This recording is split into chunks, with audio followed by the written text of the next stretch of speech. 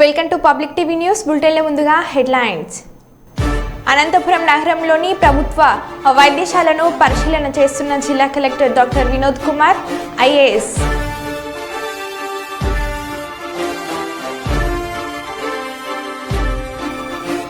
కుప్పంలో వైసీపీకి భారీ షాక్. శాశ్వతంగా వైసీపీ కార్యాలయాన్ని మూసివేసిన వైసీపీ.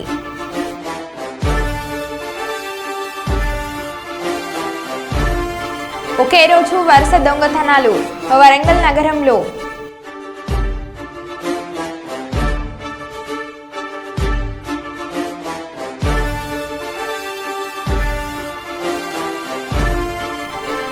ఆత్మహత్య శరణ్యం అంటున్న రాధాబాయి కుటుంబ సభ్యులు.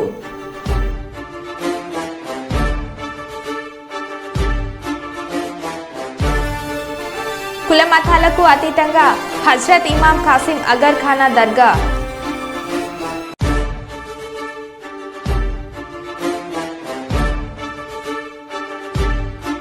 ఇక వివరాల్లోకి వెళ్తే, మేము కొత్తగా ఎన్నికైన సభ్యులం. ఈరోజు అసెంబ్లీలో జరిగింది చూసి మేమేం నేర్చుకోవాలో అర్థం కావట్లేదు అని కాంగ్రెస్ ఎమ్మెల్యే యశస్విని రెడ్డి అన్నారు.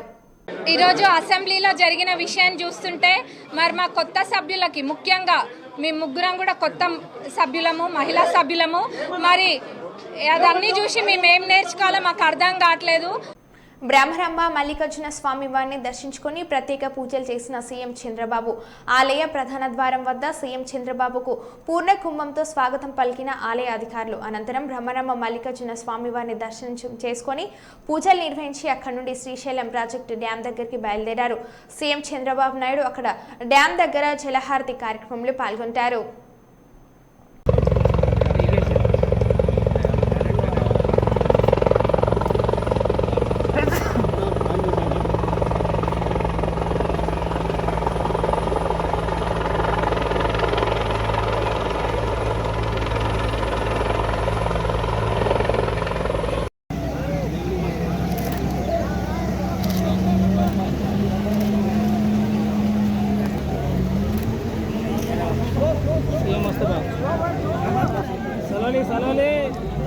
సలోలి బాబు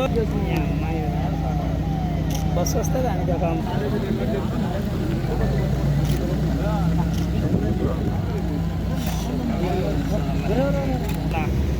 1 2 3 4 అమ్మ అదే జగన్ అయితే ఎన్ని వెహికల్స్ వచ్చాయి. ఆవిడ వద్దన్నాడు కదా.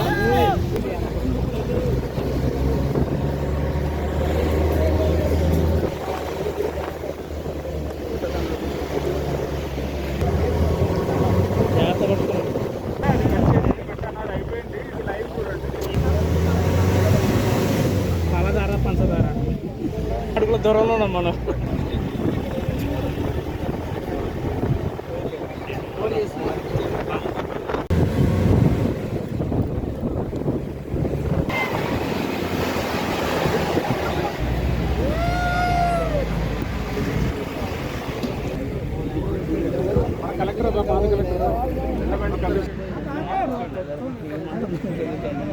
ప్రెస్ జాకెట్ తెచ్చుకొని మేము కూడా అప్డేట్ అవుతాం. అందరూ ఆపేస్తున్నారు. అన్ని లైవ్ లో ఉన్నాయి కెమెరాలు. అవునా? Okay okay nice. ఇంకొక వెహికల్ ఉంది, దానికంటే ముందు ఇంకో వెహికల్ ఉంది, దానికంటే ముందు ఇంకో వెహికల్ ఉంది, దానికంటే ముందు మా వెహికల్. చంద్రబాబు వాయిస్ ఓవర్ బాగా ఇస్తున్నారు. చెప్పంటావా? బాబు చెప్పనా? Okay okay okay. Sujatha Sujatha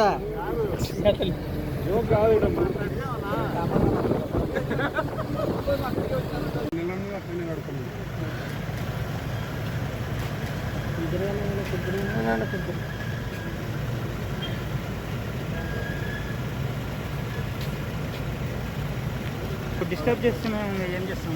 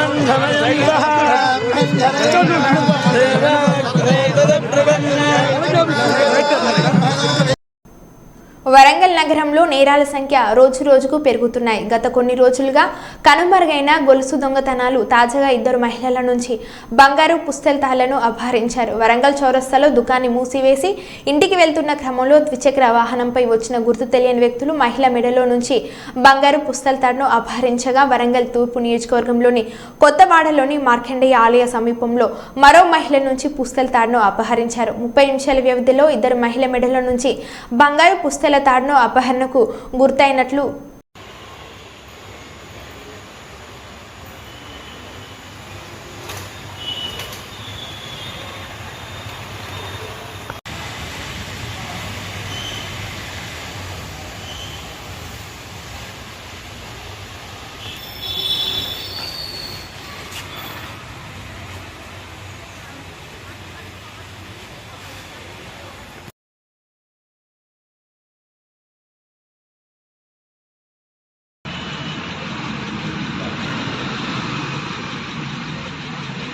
చెప్పులు కూడా వదిలేసిపెట్టు పోలే, అప్పటికి ఇంకా పోలే అంటే కూర్చున్నది బండి. ఎవరు వేరే వాళ్ళు ఎవరు వస్తారు.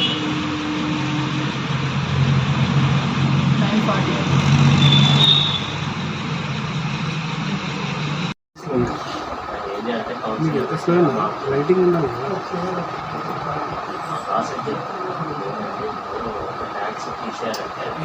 పుణ్యమాని ఈ బండి ఇది యాక్టివ్ అన్న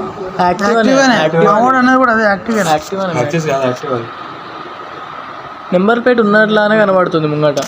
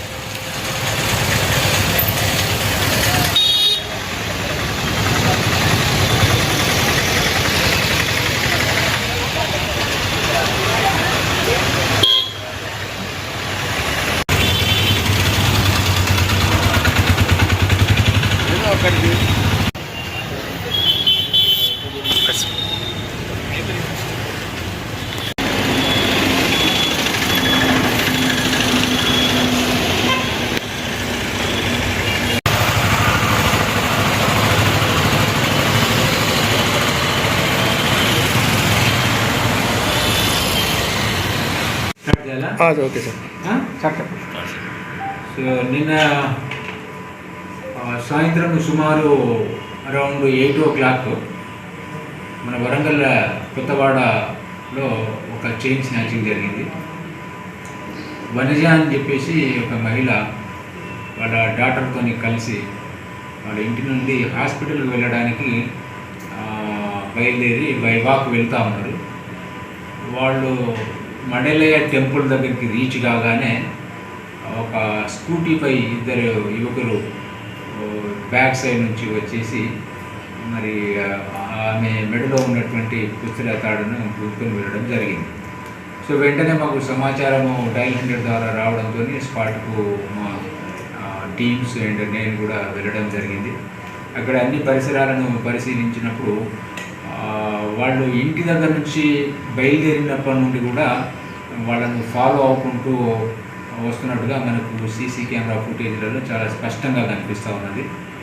సో ఎక్కడైతే ఈ టెంపుల్ దగ్గర ఏంటంటే స్ట్రీట్ లైట్ లేకపోవడం, అక్కడ చీకటిగా ఉండడంతో ఈ దొంగలకు కొంత అనుకూలంగా ఉన్నటువంటి ప్లేస్ లెక్క ఉన్నది.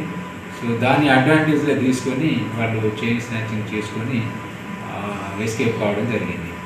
సో అది ఇన్ఫర్మేషన్ వచ్చిన తర్వాత మేము వెళ్ళి అన్నీ సెర్చ్ చేసేటువంటి క్రమంలోనే అరౌండ్ 10:45 గంటల మేదర్ బజార్లో కూడా ఇంకొక చైన్ స్నాచింగ్ అయింది.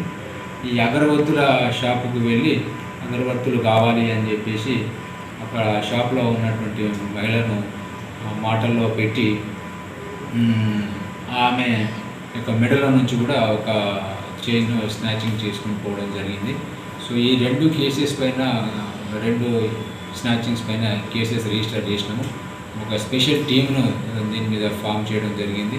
మేము అన్ని ప్రయత్నాలు చేస్తున్నాము. త్వరలోనే డెఫినెట్గా డిటెక్ట్ చేస్తాము. చిత్తూరు జిల్లా కుప్పం ఎంపీడీఓ కార్యాలయంలో ప్రజా ఫిర్యాదుల పరిష్కార వేదిక కార్యక్రమం. ప్రజల నుంచి అర్జీలను స్వీకరించిన జిల్లా కలెక్టర్ సుమిత్ కుమార్ అర్జీలను సమర్పించేందుకు పెద్ద సంఖ్యలో తరలి వచ్చిన ప్రజలు కుప్పం నియోజకవర్గంలోని ప్రజల సమస్యలను పరిష్కరించడానికి ప్రజా ఫిర్యాదుల పరిష్కార వేదిక కార్యక్రమం నిర్వహిస్తున్నట్లు పేర్కొన్న టీడీపీ నేతలు.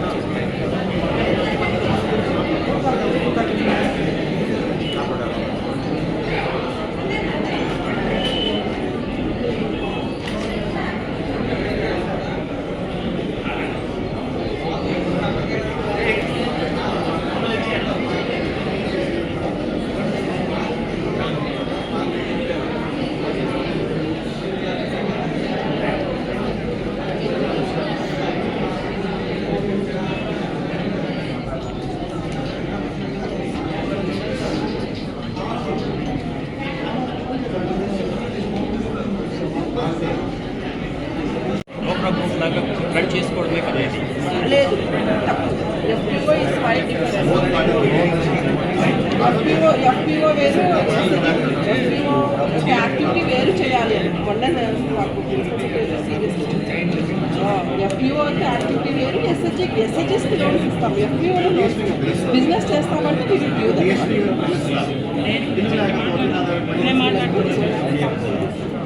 ఉంది.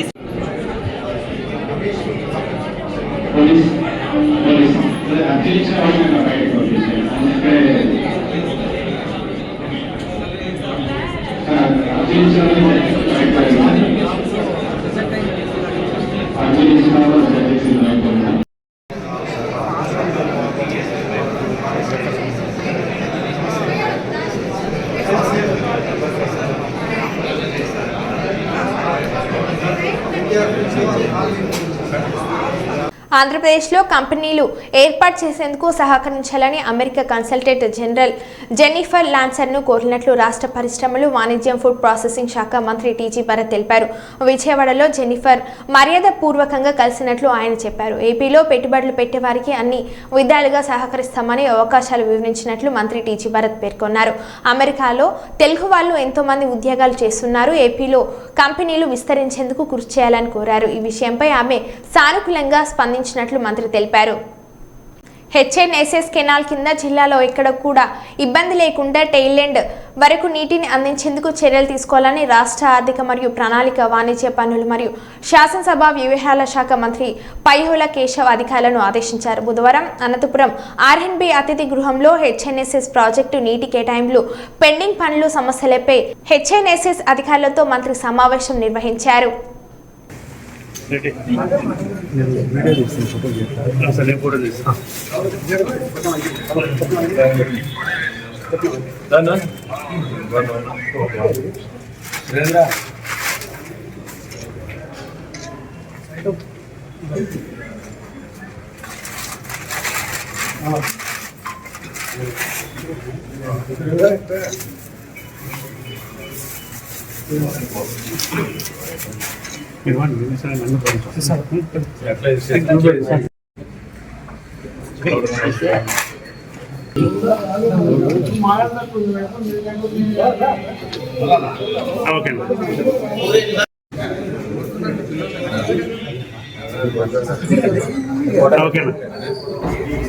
అయిపోయినా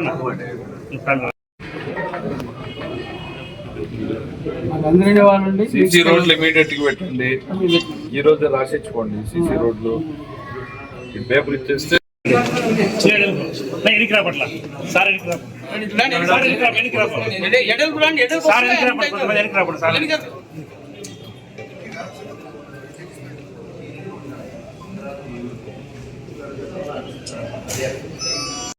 రాష్ట్ర ఆర్థిక పరిస్థితులు వీడియో కూడా చూపిస్తాం. ముందు 50 ఫస్ట్ కొన్ని కొడదాం.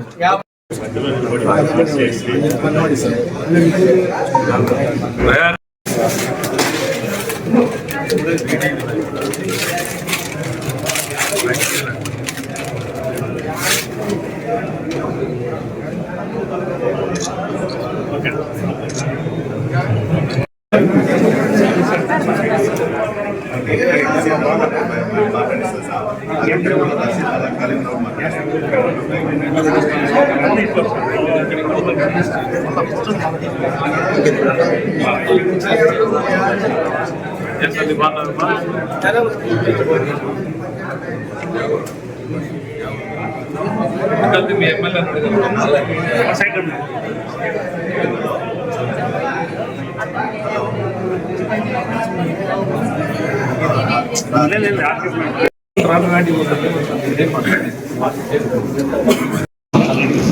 వాళ్ళు ఒప్పుకుని పంపితే మేము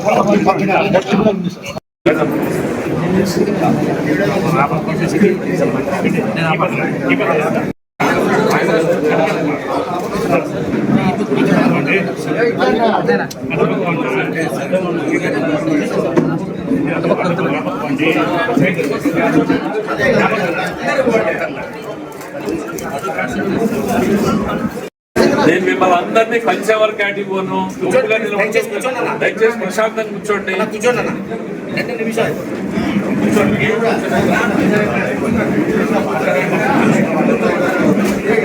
కూర్చోండి, అందరు కూర్చోండి.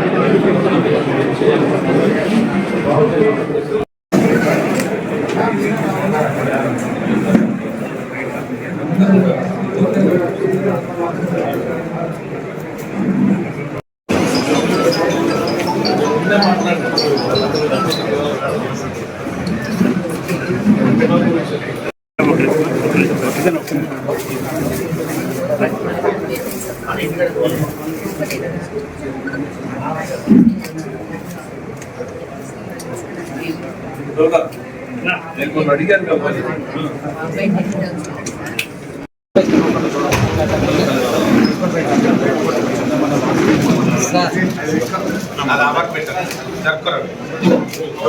తెలంగాణ బీసీ యునైటెడ్ ఫోరం రాష్ట్ర నాయకులు గుంజపడుగు హరిప్రసాద్ మీడియా సమావేశం ఏర్పాటు చేశారు.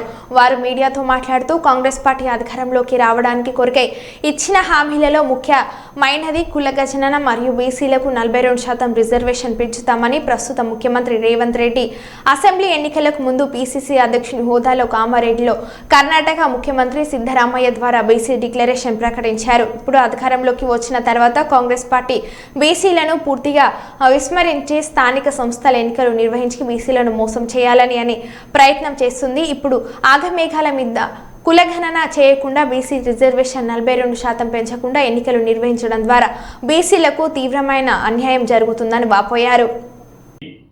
రిజర్వేషన్ తీసుకెళ్తామని చెప్పి కామారెడ్డిలో వారు కర్ణాటక ముఖ్యమంత్రి వారి ద్వారా వీరు ప్రకటన చేయించి డిక్లరేషన్ను రిలీజ్ చేయించి అది తెలంగాణలో ఉన్నటువంటి బీసీల ఓట్లు దండుకొని అధికారంలోకి వచ్చినటువంటి కాంగ్రెస్ పార్టీ ఈరోజు మళ్ళొక్కసారి బీసీలను మోసం చేసేటువంటి ప్రయత్నం చేస్తూ ఉంది. ఈరోజు 77 సంవత్సరాలుగా కాంగ్రెస్ పార్టీ స్వాతంత్రం వచ్చినప్పటి నుండి కూడా బీసీలను మోసం చేస్తూ ఉంది. మళ్ళొక్కసారి అదే ప్రయత్నం చేస్తూ ఉంది. ఈరోజు హడావుడిగా తెలంగాణలో స్థానిక సంస్థల ఎన్నికలు చేయడం ద్వారా మరి ఇక్కడ ఉండేటువంటి బీసీలు పెద్ద ఎత్తున నష్టపోయేటువంటి అవకాశం ఉంది. ఈరోజు 22% 42% పెంచుతామని చెప్పింది ఇదే రేవంత్ రెడ్డి గారు, ఇదే రాహుల్ గాంధీ గారు. ఈరోజు రాహుల్ గాంధీ గారిని సూటిగా ప్రశ్నిస్తా ఉన్నాం, అయ్యా మీరు రేవంత్ రెడ్డి గారికి చెప్పండి, ఇక్కడ కులగణన చేసిన తర్వాతనే ఎన్నికలకు పోవాలని చెప్పి, ఇక్కడ బీసీలకు 42% రిజర్వేషన్ అమలైన తర్వాతనే ఎన్నికలకు పోవాలని చెప్పి ఆగా మేఘాల మీద హడావుడిగా అదేవిధంగా బీసీలను మొదటి నుంచి కూడా అన్యాయానికి గురి చేస్తున్నటువంటి జానారెడ్డి గారికి ఇటువంటి బాధ్యతలు అప్పచెప్పి మరి జానారెడ్డి గారు గతంలో బీసీ రిజర్వేషన్ తగ్గడానికి కారణమైనటువంటి వ్యక్తి. వారు పంచాయతీరాజ్ మంత్రిగా గతంలో రాజశేఖర రెడ్డి గారు ప్రభుత్వం ఉన్నప్పుడు సరైన వాదనలు కోర్టులో వినిపించకపోవడం వలన ఈరోజు బీసీ రిజర్వేషన్ ఈ రాష్ట్రంలో తగ్గింది అనేటువంటి మాట గుర్తు చేస్తా ఉన్నాం. ఇప్పటికైనా గౌరవ ముఖ్యమంత్రి రేవంత్ రెడ్డి గారు మీరు ఇచ్చినటువంటి మాట ప్రకారంగా తెలంగాణలో 42% రిజర్వేషన్ అమలైన తర్వాత మీరు స్థానిక సంస్థల ఎన్నికలకు పోవాలి. ఈరోజు అలా చేయక కనుక పోతే మీరు తప్పకుండా బీసీల ఆగ్రహానికి గురి కావాల్సి వస్తుంది.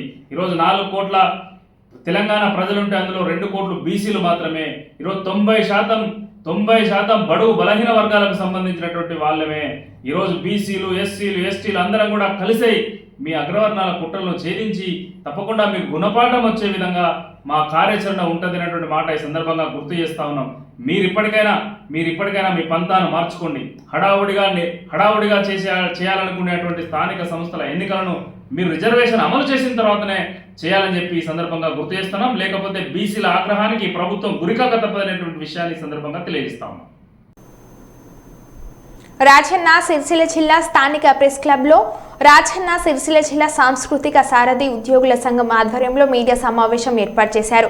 ఈ సందర్భంగా వారు మాట్లాడుతూ ప్రస్తుతం కాంగ్రెస్ ప్రభుత్వం ప్రజాపాలన అంటే ఏమిటో నిరూపించుకుందని 583 మంది కళాకారులకు పీఆర్సీ 30% పెంచారని, కళాకారుల కుటుంబాల జీవితాల్లో వెలుగులు నింపినటువంటి ముఖ్యమంత్రి రేవంత్ రెడ్డికి, మంత్రివర్గానికి, కరీంనగర్ జిల్లా స్థానిక మంత్రి పొన్నం ప్రభాకర్కి, వేములవాడ శాసనసభ్యులు ఆది శ్రీనివాస్కి, సిరిసిల్ల నియోజకవర్గం కాంగ్రెస్ పార్టీ ఇన్ఛార్జ్ కేకే మహేందర్ రెడ్డికి తెలంగాణ సాంస్కృతిక సారథి కళాకారులు కృతజ్ఞతలు తెలిపారు. నిన్నటి రోజున మా సాంస్కృతిక సారథి కళాకారుల వేతనాలు మంజూరు చేసి ఆ పీఆర్సీని అమలు చేసి పీఆర్సీతో పాటు 30% పీఆర్సీ అమలు చేసి నిన్న అందరికీ మా జీతాలు వేసిన గౌరవ ముఖ్యమంత్రి గారికి ఈ సందర్భంగా ప్రత్యేక కృతజ్ఞతలు తెలియజేస్తూ పీసీసీ ప్రెసిడెంట్గా ఉన్న సమయంలో గౌరవ ముఖ్యమంత్రి రేవంత్ రెడ్డి గారు వరంగల్ బహిరంగ సభలో తెలంగాణ సాంస్కృతిక సారథి కళాకారులను కడుపులో పెట్టి సాదుకుంటా అని చెప్పి ఆ రోజు ఎన్నికల మేనిఫెస్టోలో హామీలో భాగంగా నిన్నటి రోజున అమలు చేసినందుకు వారికి ప్రత్యేకంగా ఈ సందర్భంగా మా రాజన్న సిరిసిల్ల జిల్లా సాంస్కృతిక సారథి కళాకారుల ఉద్యోగుల సంఘం పక్షాన వారికి ప్రత్యేక ధన్యవాదాలు తెలియజేస్తున్నాం. ఈ పీఆర్సీ అమలు గురించి గౌరవ మంత్రులు బట్టి విక్రమార్క గారు కానీ, మన జిల్లా ఇన్ఛార్జి మంత్రి ఉత్తమ్ కుమార్ రెడ్డి గారు కానీ, అదేవిధంగా మా సాంస్కృతిక శాఖ మంత్రి గారు జూపల్లి కృష్ణారావు గారు, పొన్నం ప్రభాకర్ గారు, అదేవిధంగా మన సిరిసిల్ల జిల్లా విప్ వేములవాడ శాసనసభ్యులు ఆది శ్రీనివాస్ గారు, అదేవిధంగా మన సిరిసిల్ల నియోజకవర్గ ఇన్ఛార్జి కాంగ్రెస్ పార్టీ ఇన్ఛార్జి కేకే మహేందర్ రెడ్డి గారికి ఈ సందర్భంగా మేము ప్రత్యేకంగా వారికి ధన్యవాదాలు తెలియజేస్తున్నాం. ఎందుకంటే ఈరోజు రాష్ట్రంలో ఉన్న 583 మంది కళాకారులకు పీఆర్సీ గత ప్రభుత్వం 2021లో అమలు చేసినా కానీ ఇయ్యటి వరకు ఆ ప్రభుత్వము ఏదో కుంటిసాకుతో మమ్మల్ని ఇన్ని రోజులు కాలయాపన చేసి ఈరోజు కళాకారుల కుటుంబాలు 583 మంది కుటుంబాలలో వెలుగులు నింపాలనే ఉద్దేశంతో గౌరవ ముఖ్యమంత్రి గారు మాకు ఈ పీఆర్సీ అమలు చేసినందుకు వారికి ప్రత్యేకంగా ధన్యవాదాలు తెలియజేస్తున్నాం. అదేవిధంగా వారు ఏదైతే మా సాంస్కృతిక సారథి మీద నమ్మకాన్ని ఉంచుకున్నాడో ఆ నమ్మకాన్ని మేము వమ్ము చేయకుండా రాష్ట్ర ప్రభుత్వం చేపడుతున్న ప్రభుత్వ సంక్షేమ పథకాలే కానీ, అభివృద్ధి సంక్షేమ పథకాలే కానీ ప్రతి పథకాన్ని మేము గడపకు పట్టణంలో ఉన్న పట్టణంలో ఉన్న అందరికీ గడప గడపకు చేరదీర్చడానికి మా సాంస్కృతిక కళాకారులు ఆట పాట ద్వారా ఆ ప్రభుత్వ పథకాలను ప్రజలకు ప్రభుత్వానికి వారధిగా మేము పనిచేయడానికి సిద్ధంగా ఉన్నాం. ఈ సందర్భంగా ప్రభుత్వానికి మేము ప్రత్యేకంగా కృతజ్ఞతలు తెలియజేస్తున్నాం. ఎందుకంటే ప్రభుత్వం ఇప్పటి వరకు అనేక సంక్షేమ పథకాలు చేపట్టింది. రైతు నేస్తం, రైతు రుణమాఫీ, యాంటీ డ్రగ్స్, వన మహోత్సవం, మహిళలకు ఉచిత బస్సు ప్రయాణం, పరిసరాల పరిశుభ్రత, గృహజ్యోతి కింద 200 యూనిట్ల ఉచిత విద్యుత్ కూడా అందజేస్తుంది. 500 రూపాయలకి గ్యాస్ సిలిండర్, అదేవిధంగా తెలంగాణ మహిళా శక్తి చేయుత, 4000 నెలసరి పింఛన్లు, 10 లక్షల వరకు ఆరోగ్య బీమా కూడా మనకు అందిస్తున్న ఈ ప్రభుత్వానికి చేదోడు వాదోడుగా ప్రజలందరూ ఉండాలనే ఉద్దేశంతో మేము ఈ కార్యక్రమాన్ని ఏర్పాటు చేసినాం. ఈ సందర్భంగా ప్రభుత్వానికి ప్రత్యేకంగా కృతజ్ఞతలు తెలియజేస్తున్నాం. మరో బులెటిన్లో మళ్ళీ కలుద్దాం. Stay tune.